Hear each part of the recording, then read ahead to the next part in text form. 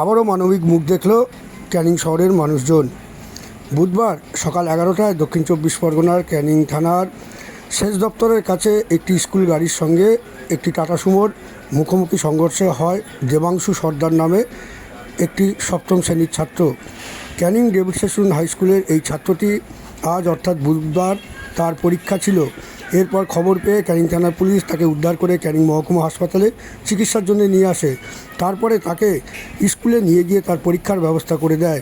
এই ঘটনায় একদিকে যেমন স্কুল শিক্ষকরা খুশি এই ছাত্রের পরিবার। সেই ছবি আপনারা সরাসরি দেখছেন ক্যানিং মহকুমার সংবাদে।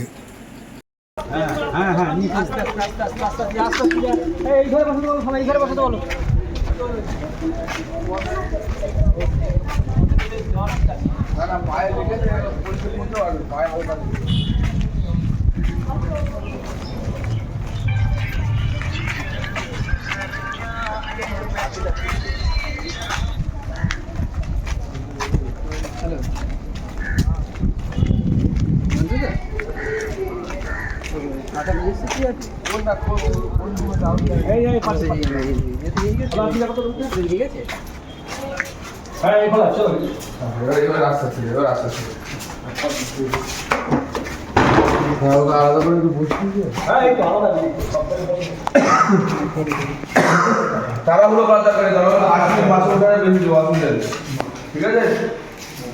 500 টাকা বেশি দেবে। হ্যাঁ, 5 দিন বেশি দেওয়া হবে। চাপের কিছু নেই।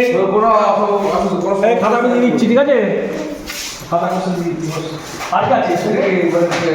ইউনিট টেস্ট হবে, তাই না? হ্যাঁ, এই ছিল ফাইনাল কোনো কারেকশন আছে? সব কানেকশন আছে। কোশ্চেনটা কি? সাইড করে দিয়ে বাকি বলে আছে।